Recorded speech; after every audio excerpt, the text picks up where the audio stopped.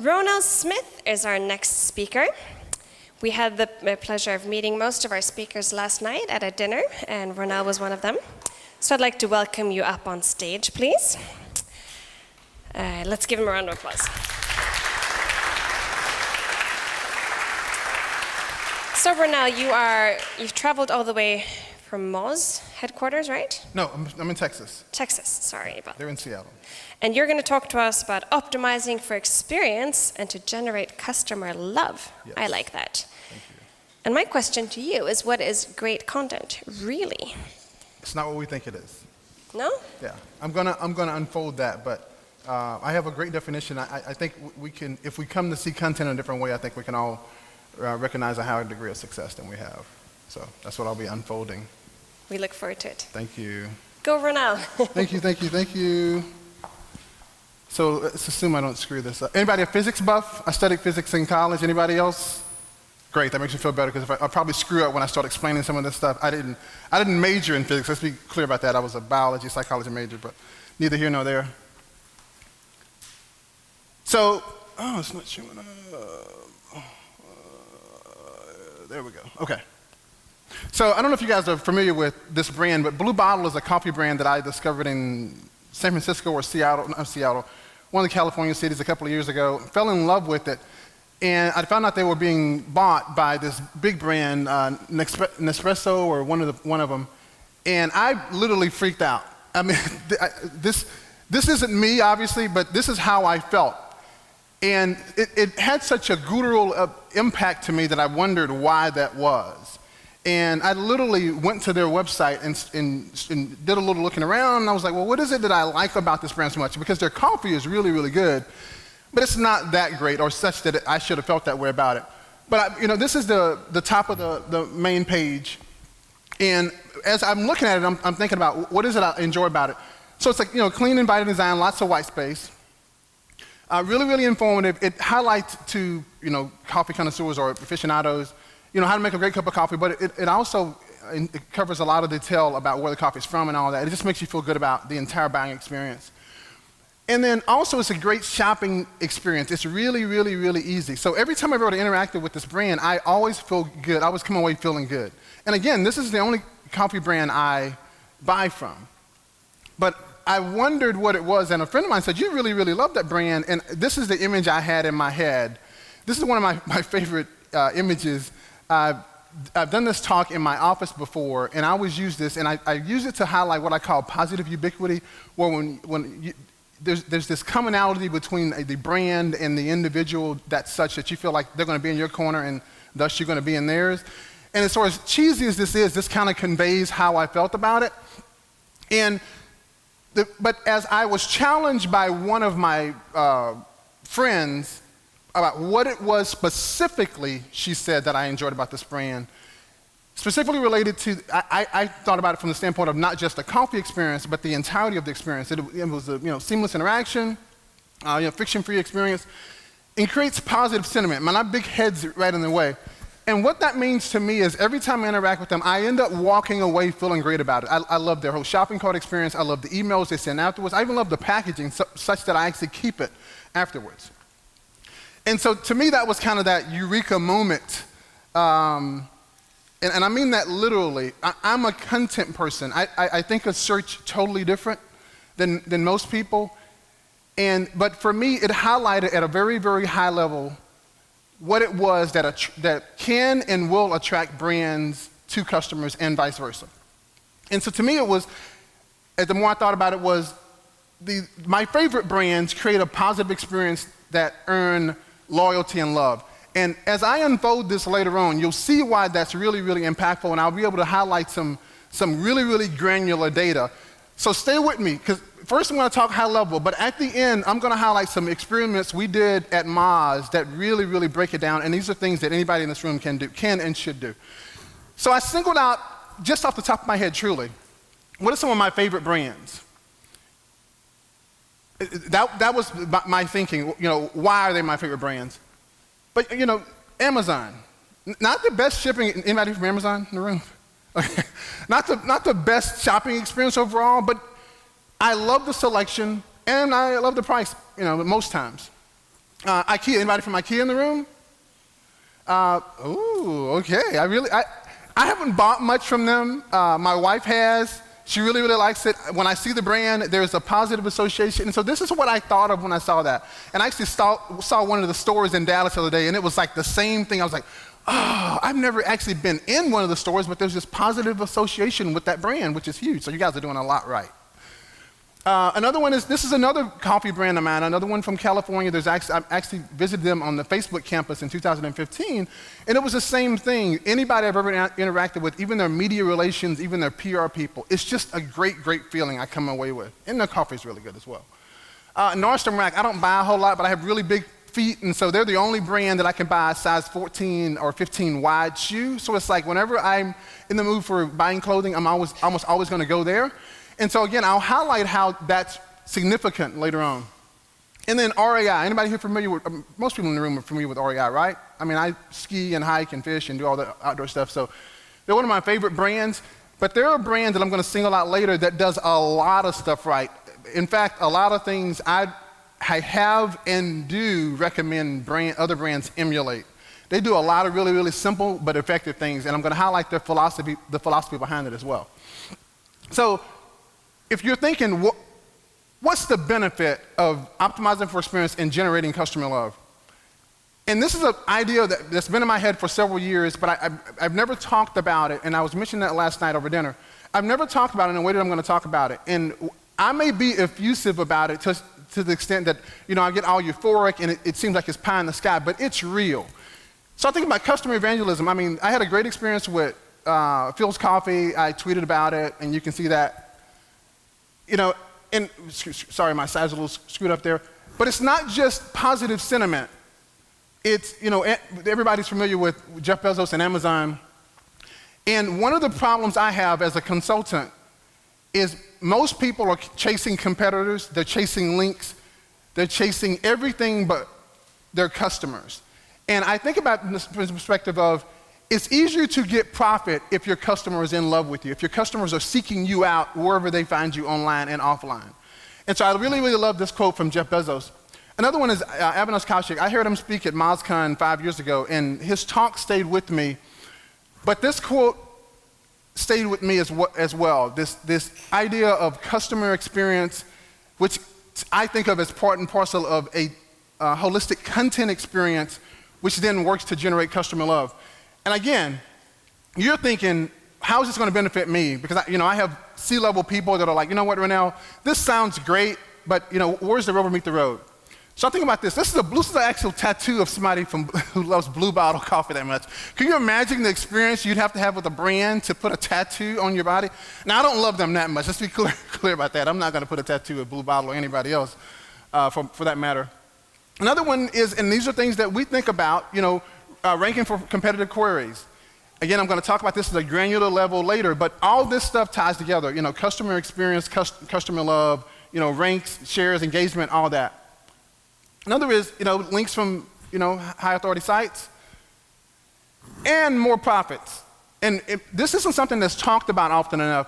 One of the things that's happened in the last 3 years that I've worked with Moz and in the last 5 years that I've been a consultant is more and more people are pulling themselves away from thinking about links holistically and the entirety of the experience holistically from the standpoint of, it's great to get links, but at the end of the day, we're going to be judged by oftentimes as profit, is the till ringing. And that's the way that I think, and that's the way that I enjoy talking about people and talking to people. Is this going to move the needle in a meaningful way? So here's the fun part for me. I think to get to this point, it's only going to be pie in the sky unless we can get past two things. One is this philosophical constraint that we have to understand that content is everything. And I know when we talk about content, we typically think of words and video and podcasts, and I've always been frustrated by that. And what it does, it really limits our success when we think of it that way. And I'm going to unfold that right here. So this is a definition that I've been working on truthfully for the last 2 years, and this highlights how I likely spend my time, I waste my time. But I think of it in this way, and I've vetted this with a bunch of people, and I think we can be more successful if we adopt this philosophy. if we think of it as anything, and I'm not going to read this because you can, anything created by, for, and or about, most of the most valuable content isn't something we create. Think about that. I mean, it's not a podcast, it's not a video. Most of the content that impacts our bottom line isn't even created by us or for us. It's created about us. And so that can impact not just our brand, but the employees, prospects, the people who have potential to impact customers, and anything associated with your brand. So what does that mean, Ronell? So we think of it this way, right? But what about this? User-generated content. I mean, most people will still count it. That's content, although it's not entirely ours, right? What about this? Right? What about that? Think that's not content that moves the needle? Right? Wouldn't most people agree with that? But that's not the way we've been conditioned to think about content. And the more we're conditioned to think about content as something that we create and that only the things we create can move the needle, I think the more we're going to be frustrated. And this is something that means a lot to me. Maybe it means too much to me because I work in a field, I work in search and social and content marketing, but I feel like the whole content angle we get wrong. And by we, I mean just about everybody, including myself. So think about it this way. United Airlines had the debacle in the US where they pulled the guy off the plane. You don't think that content, this is a social media post that somebody created, you don't think that impacts flying decisions? It certainly did me. I mean, I look before I fly with United now. I mean, unless I can get away from it, I don't fly them because of that. Again, content they didn't create. Think about this. What about the content associated with the iPhone or Steve Jobs? I mean, I'm a little young. I didn't remember Steve Jobs, from his early days. And when he came out with the iPhone, I was like, why is Steve Jobs that big a deal? But it was the news of the iPhone that made me learn about Apple and in turn, Steve Jobs. So I was behind the curve, but it was the product news, the product and the news, and he's both, and the iPhone's both. Again, content that's not created by the brand. And, think about this. Facebook's been in the news lately. Think about how many people who have a negative or positive association with Facebook because of this news. Again, not content that's created by them, for them, it's created about them. So the way I think about this, following on my physics example, from my crude example, but I think of content, if your brand's the sun and then content's all these things that orbit around it, the experience is what holds it all together, is what holds it all in orbit. And I know that sounds corny, but I spent way too much time on this. And I was like, this was like the best depiction I have of the way that I explain it to people. And what's weird, what's crazy is most people get it after they see something this cheesy, for lack of a better way of saying it. But I really believe this. If our brand's in the center, we have to understand that, yes, things are orbiting around us, right? We don't necessarily, as the sun, put things into orbit or hold things into orbit, but it's that experience, right? Those orbits around us that are most significant. And if we think about that's the news, that's the products, that's individuals, that's the logo, every aspect of the brand then becomes significant. So the second philosophical constraint is think first chosen, not first found. And I want to call out Moz here for a second. This is our new web page, and it's saying, the Moz Pro, Moz Analytics helps people get found. And I think that's great. But I got started in content marketing by somebody saying, I don't want the best looking website, I want the best found. I want to be the first found. And this is like 5-6 years ago, and I was like, okay, that's interesting. But as I kind of unpacked it in my mind beginning in 2011 and 12, what if you're the first found, but you don't create the best experience?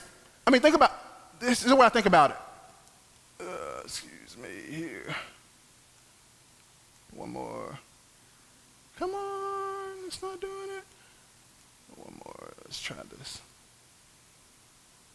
One more. Nope. Okay, let's think about it this way. For most people not in this room, this is not the first organic result. Most people don't understand that those are ads, a large percentage of the population. So if I say, or we say first found, that's up there, that's an ad, right? I guarantee you most of my friends don't know that's an ad. They don't think about it. That's why it's a problem, because we're not talking about it, we're not thinking about it, we're not optimizing for the people who are like us, people who understand search and social content. And so if we think about in terms of what creates the best experience, people will look down the page, and I'm a fisherman, I'm looking for fishing-related products, and I know this brand because the guy who owns it is a friend of mine. I'm looking for a specific lure. When that comes up, I'm like, you know what, I'm gonna buy from them because they've created the best experience for me in the past. Again, they ain't the top organic result, and they certainly ain't the first thing on the page. So again, fourth result, best personal experience for me. This is some research that was highlighted on UMoz, which is a user-generated content blog that I used to edit for Moz. And it highlighted something that was interesting, that click-through rate was still significant down to the 14th result. Now, obviously, if you're not, most of us aren't gonna be number one, that's where the significant click-through rate is. But look at the opportunities still significant down here. And so that highlights if you're not gonna have a featured snippet, if you're not ever gonna be on the first page, or certainly not number one, that highlights that we can still think about if we create the best experience, people will look down the page for us. And this next graph gives teeth to that, right? This highlights people looking further down the page and clicking on those results that aren't number 1, 2, 3, 4, 5, 6, 7, 8, and even 9. And I think that's how we think. I mean, most of the brands I work with and have worked with are never gonna be on the first page, and they're certainly not gonna be the top result. If I can get them on the first page and then have them focus on creating the best experience, that's a win. Because at the end of the day, it's all about the till. It's not about where they rank organically, although that's what we often look at too much. So the way I think about this is the way to optimize for it is to ask and answer this question at every step. Have the people on your team not just think about, but spend a lot of time going over this question. We should be able to answer this satisfactorily. We should be thinking about this all the time. We should be thinking about, from a content perspective, from a campaign perspective, from an employee, from any action we undertake. The 5 practical constraints, which, if we get our minds around high level, philosophical, and then here's where the rubber meets the road, here's some things we need to work around. Think of ZMOT, not simply our website. And now, most of the brands that in this room and many of the people we work with, they don't think of 0 moment of time, they think about their website. How can we get people to your website? If you got 3 readers on your website, you can optimize the hell out of that. I mean, what can you do with just 3 people? It's the off-site components, it's the off-site elements as well. Online shopping, online retail is big, it's growing, it's only going to continue. That's huge, and I think we get all pie in the sky thinking that's an opportunity for us. Maybe, maybe not. If we're not optimizing for these experiences, it's not going to be as significant as we'd like. Here's some interesting data. This is the U.S., and it highlights an opportunity, right? And we've been told, we know, ease of navigation, speed, all that. Huge priorities. Alita was talking about that earlier. Huge, huge, huge priorities. But what I say all the time, you can have the fastest, best optimized site in the world, but if there's not that positive ubiquity, that positive association with that brand, how well will it convert long term? And we're not talking about these one-off experiences. We're talking about creating that positive ubiquity at every step. So this is, this is a funny graphic that's been around for a little bit, but this is how many people, and again, many of my friends think about it, and heck, this is how a lot of brands think about it, right? It's like all of a sudden, you want something, you go online, you grab it, and bam, it's there. They don't understand all these steps involved, where you discover it and how and when and where. So this is how Google explained ZMOD, as I like to call it, right? There's this stimulus, and you do this information discovery, information gathering, then there's this, all of a sudden, I gotta have it, and bam.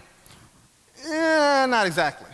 I mean, I think about when I want something, I'm kind of all over the board. I'm on Google, I'm asking friends online, I'm texting, I'm emailing, I'm in a Facebook group. And it's like at every step of the way are people saying, sharing, thinking about having these positive associations with your brand.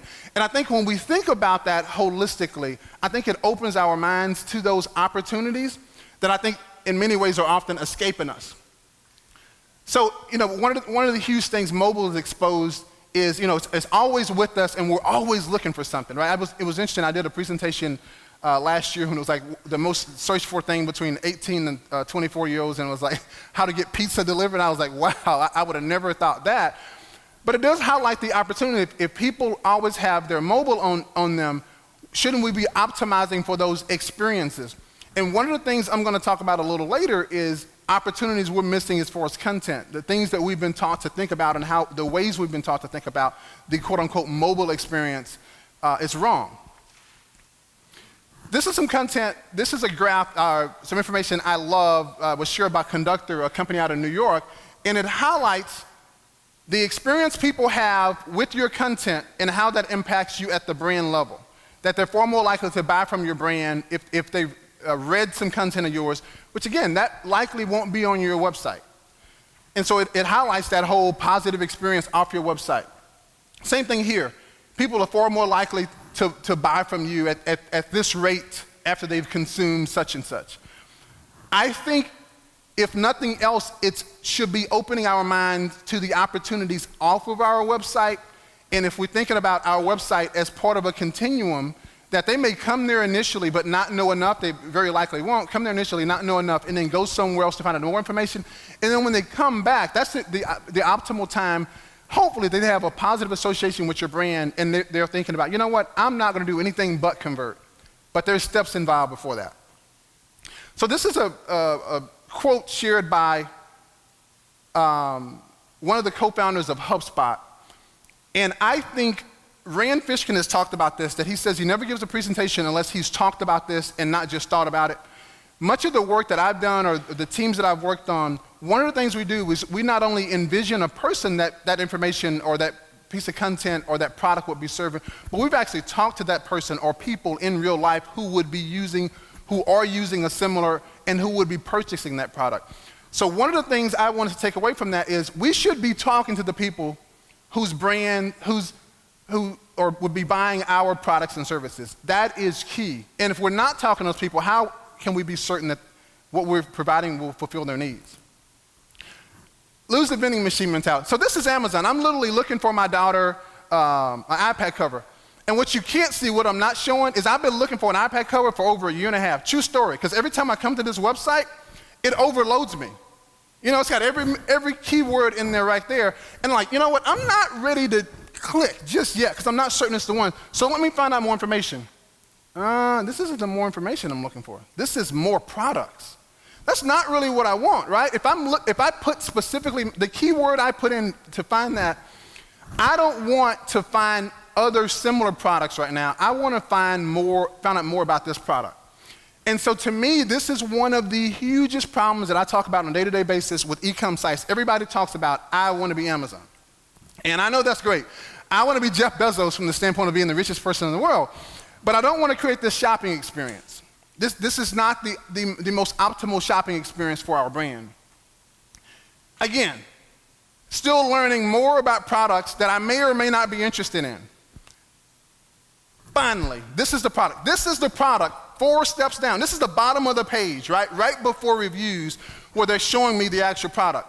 Now you think I wasn't frustrated by then? I was very frustrated. So the substance of which I have not bought an iPad cover in over 4 years. So this is beard brand. I don't have much of a beard, but I keep toying around with this idea if I ever grow one, I'm gonna shave in a certain way and all this. So this is a brand that comes up that highlights a much better shopping experience, right? So I land on this page, I can click, or I can learn more about that specific product. Not other products I may be interested in, that specific product.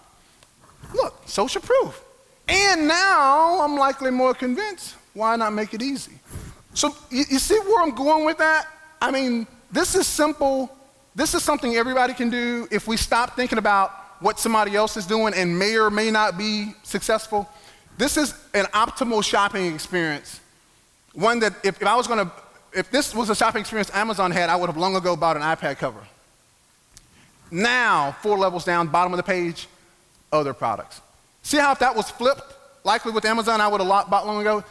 Much smaller brand doing a much better job. This is a content strategist out of Europe who made a single point about taking away these friction points. And it's another point I think we can all take to heart. If we're talking to people and we realize that this is, like in my case with Amazon, this is what's stopping me from having not only an optimal shopping experience, but stopping me from buying. Optimized for mobile and beyond. We talk about mobile, and it's huge. You know, as Lita talked about earlier, it's huge. But it's not the only thing. So these are my two daughters. We went to visit Facebook 2 years ago. A couple of my friends worked there. And while I was there, I had a talk with a friend of mine who was the former head of SEO for REI, and he said something that totally changed my life. I was saying, every client I'm researching, no matter what it is, whether it's shoes or two-way radios, REI ranks very, very high in the organic results. And he was like, there's a reason for that. That REI has only focused on doing amazing marketing. They didn't buy links early on. They focused from the beginning on doing things correctly, and that was serving their customers. And I was like, imagine that. Isn't that a novel idea? I mean, what if more of us focus on that? And as corny or crazy that is, it makes sense. One of the things they do is when you land on a page, they try to optimize for what are the other questions you may have. You're likely not ready to buy, and this page may seem cluttered. Actually, my red ink or whatever makes it look cluttered. But it's like, what are the other questions? What are the objections you may have to making a purchasing decision? Great thinking. And creating an individual page for each. Another is their learning guides. Some of the most read content on their website. Really lengthy guides, really, really informative, and really, really well done. One of my favorites is the videos.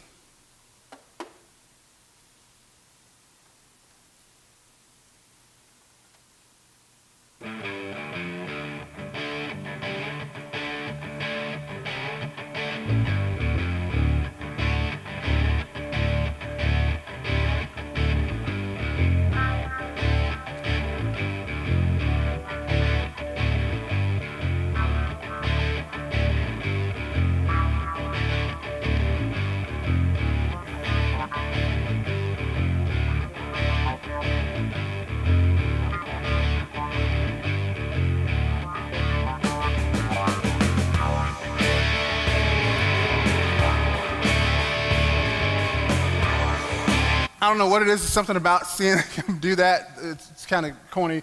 But really, really significant. I've watched over 10 of those videos in the last week, and they're not short videos. Most of them are not. But really, really instructive and elucidate a great feeling for the brand. We have one in my hometown now. Whenever I need something from them, I'm going to them, even if I'm paying more for it, because they create a great experience inside and outside the brand, in addition to the quote-unquote content that I consume on the site. But here's what was surprising. Most of their guides are 3,000 to 5,000 words. That's a lot. And I write 3,000 to 5,000 words often, and I just can't imagine that would do well, right? Videos, 5 to 20 minutes. Desktop time on page. Look at this. It's not a typo. You imagine that? But think about it, it makes sense. If you're on mobile, I'm looking for something, I end up on their website. They've created a great shopping experience. I know where to get it from. I know how easy it is. I feel great about this brand. Why would I not? Why would I not stay there and consume more content? I'm going to be buying from them anyway. And we already know when people have something in their hand, they're looking for something, they're much closer to often making that purchasing decision. But that blew my mind. So here's just 3 ideas that I often tell people to execute. Anybody can do this, and I highly recommend it. Especially for an e-com site, an interactive guide, showing people what they'd be buying. Often it's great to show them how it looks on them. Really, really simple, really effective. These size charts, I love them. I have huge feet. I want to be able to say, okay, here's how this looks in this, but not only how does it fit for me, but I want to be able to see the 4E, the double E or W or whatever. Really, really, really simple, but effective. And this is everybody's talking about video, and I'm great. I think video is great. I think you need to be ready for video before you start jumping over other things as an opportunity. But this is a website. I actually bought one of their blenders. I forget where the company's based, but I show this to highlight how something like a simple blender, when they started doing videos several years ago, this were the numbers. In 2 years, 200,000 subscribers and 700% increase in sales. So that highlights a potential opportunity for video. So I say beyond because of this. And this is some research done by some great friends of mine in Boston, Stone Temple Consulting. So yes, more traffic on mobile, makes sense, to kind of in line with what we hear. But look at this, time on site. Makes you think, right? What about this? Bounce rate, right? Page views. So we can't put all our eggs in that basket, is the larger point that I'm making.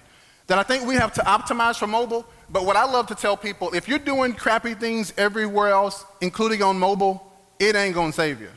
You know, if you create a crappy experience offline and you have this amazing shopping experience, good luck to you. You're very likely are not gonna be as successful as you like. So I know what most of you are thinking. I've spoken a lot of philosophical stuff, you know, but here's how I tend to have people express to me is, okay, that sounds great, it's pie in the sky, show me some data. So I was able to put some of this thinking to the test earlier this year, or late last year, when Moz made this change. I lost a lot of great friends. I've never worked for Moz, I've always been just a contractor, but we lost over 60 people. And what it was is it highlighted for us some things we could do better. I mean, when you think about it, we had over 300,000 people on social media, but a little over 30,000 subscribers. When we looked through our numbers, it highlighted some amazing opportunities. One of the things it highlighted was our content was not optimized for the audience that we wanted to attract, the subscribers we wanted for our product, and for the people who were visiting our site. So you may have gathered from that, we were missing the mark all around. And so as a team, I was working with the audience team. As a team, we undertook some tasks to say, we're gonna guess. We're gonna guess that if we optimize for certain things, we'll be successful. But the key was, we were just gonna put in the work and see how it turned out. So we're gonna do kind of rapid fire here, because I got about, I don't have about a few minutes, but this is really instructive. So three of the questions I worked on, my team worked on were, how can we better serve our audience and customer base? How can we grow qualified traffic? Now again, Moz has tons of traffic, but most of that does not convert. And how do we create content, more content for our core audience? Again, our content that we're creating is misaligned. So the three experiments. So this one, it's not showing up. This is the guess, right? We knew Learn Center is an amazing opportunity because most people don't know how to get there. But we also know that many of the people who drop off from using our products, their frustration is they don't know how to use it. And it's like, whoa, that information there and they can't find it, it means it's not optimized for search. It wasn't in the most user-friendly, wasn't displayed in the most user-friendly fashion online as well, on the website. And so this was just a measurement, you know, the pages we were gonna rewrite, and I did a lot of those, and we just hoped, you know, that over here, with sprinkle a little fairy dust, and that will work out. So one of the things we did, we revamped this Learn Center. It looks a lot more inviting. It highlights some of our higher ranking content, most popular, most significant content.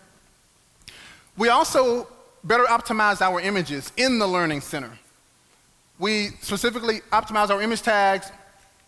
We better optimize these little next level content, like here's where this content is in the overall, on the site overall, because many times if that just says content, what do people think about that? I didn't think a whole lot about it. So again, very simple changes. Also, we added just some very simple links to similar content. Again, all this is stuff that my 8-year-old daughter could do, right, or could think to do. But we weren't doing it. To optimize the overall CMS, we thought in terms of popular posts. We saw an amazing opportunity where the bounce rate was so high they'd be on one post and love it, but instead of going to another post, we realized that next post wasn't something they want to read. If you're in technical SEO, you probably don't want to go read social media, or that's probably not a good guess, right? And so again, we just made some simple guesses, and then we focused more on our keywords. We rewrote the intros, and I did a lot of those as well, with information, with data that was informed by Dr. Pete and his team on the whole going after featured snippets. Some very, very, very simple rewrites where it wasn't keyword stuffing, but it was using keywords, and not exact match, but related match keywords in that first paragraph. Sorry, my tag keeps popping this. So again, very, very simple high-level things. Look at this. As you can see, we had years, you can't see back, years of no change at all, no change at all. Most people were not visiting those pages. And I kid you not, this did not take a gargantuan amount of hours to optimize for, to actually do the work of. Now, rewriting the guides was a whole other issue. That was very time consuming. But it highlights philosophically, we were guessing. We were thinking this will make a change because we know specifically the Learning Center relates to our product selling well or with more people staying with the product. Another one, the suggested pages were huge, but we better optimize the keywords in those suggested pages. Grabs people's attention, had a huge, huge impact. Look at that. No, we literally were sending around Slack messages with words like fire and jelly and all kinds of corny words that we shouldn't have been using. But it highlighted for us all the opportunities we're missing, but instead of thinking in terms of, you know what, we've screwed ourselves all these years, we're like, you know what, here's some things we should be doing, we could do better. Let's just go out and let's keep doing it. The next one, how do we drive qualified traffic? And I'm going to go a little faster here. Again, rewrite the thin pages, should be a no-brainer. But this is something I focused a lot on specifically. That was a large part of my job. So if you break it down that way, we realized, again, from research that we had internally from Dr. Pete and then Stone Temple Consulting that feature snippets was a priority. Many of the keywords we weren't ranking for, we realized it was a missed opportunity because we were in the top 5, we could likely get a feature snippet. We were beyond on the first page. And so this is a page, we realized that ReliableSoft had this feature snippet. And I think they were the #1 result as well. Obviously, they were the #1 result. And we were the #5 result on that page. So we rewrote this page. I rewrote this page, shameless plug, rewrote this page, and we were able to get to #2, which we saw as a win. #5 to #2. But I guarantee you, it took me 4 hours to write that post, another 2 hours to edit, improve, and post it. And so for that opportunity, that kind of opportunity that comes along with that little effort, those are things we should all be doing. Another thing we did was we pruned some low-performing pages, and I mean we pruned a lot of low-performing pages. As you can imagine, and Rand has talked about this for years, when a lot of the older content on the Moz site is not very well written, because a lot of it wasn't very well thought out, and because search was a lot less competitive. But if you look at it, just a simple GSC, Google Search Console, highlighting the pages that weren't ranking well, that should have been cut, that we should have looked at early on, but we did not. Here's where we went. We actually subtracted a significant amount of pages, but look at that. Domain authority went up.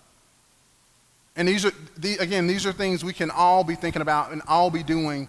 We can all take this line of thinking back and say, hey, you know what? I can walk into my office the next day and work on this. Qualified traffic. Bam. Pretty sure somebody said that in an email at Moz. Bam. But these are the things we were all looking for. We were ranking for crazy keywords like Viagra. Some of our highest ranking keywords had nothing to do with Moz, and it had a lot to do with people were spamming our pages. But this highlights very simple opportunities. Again, qualified traffic. The traffic to that blog. All these years, we've always been one of the most successful blogs in online marketing, content marketing, digital marketing. And now it's like, here's the opportunities we're missing. And because of it, we're able to create a better experience for our customer because we're optimizing for creating the types of content they not only want to consume, but share and engage around. More content, we redesign the site. And I'm going to show you something here. And this is the simplest win ever. And this is embarrassing. So Rand wrote this blog, Moz returns to SEO. Did we? You see SEO on that page? There's not an H1 with SEO in it anywhere. That's the kind of thing that until you're looking, until you can until you're able to open up philosophically and think about what could we be doing better. So this is the new website. Much better optimized. I still don't like to be found, but that's neither here nor there. More content for our core audience. It just ordered our steps, focusing on what the layoffs and then the focus back to search did was it enabled us to focus on our core competencies. We have great content creators. We kind of know what we're doing. We just hadn't been doing it. And it highlights how when you take your eye off the prize, the opportunities you could be missing. So these are the three guys that won. Anybody familiar with the Physics Nobel Prize? So these are the three guys that just won it. I think 1 or 2 is in the U.S. And again, I studied physics in college, and I've always had a love for it. And one of the things that interested me was what they won the Nobel Prize for was something that Einstein had talked about when I was that I learned when Einstein was when I was in college. That he talked about this whole gravitational waves. They were undetectable, and Einstein had always said that God doesn't play dice. That anything should be detectable because in the hard science it should be replicable. It's tough to replicate something if it's not detectable. But what these three scientists were able to do was highlight that gravitational waves do exist. And how did they do that? Because the cool thing about gravitational waves, when they pass through something, they're undetectable. There is no change in that thing. It's only a change outside of it. So if you think about a black hole, when it passes through it, it goes like this and it goes like that, right? So they were able to detect those things. And the cool thing about it was it highlights how when something comes into contact with something, even though it's not detectable, there's a discernible change. And that, to me, is what I think we as brands should be doing. To me, the way to optimize for customer experience, the way to create a content experience that generates the returns we want is to focus on the interaction with our brand, creating these positive waves that impact people even though they don't know it. And that's the substance of the Blue Bottle coffee to me. They may not know it, but I'm always going to buy from them because they've impacted me in maybe an indiscernible way to them, but a way that I'll never forget. Thank you.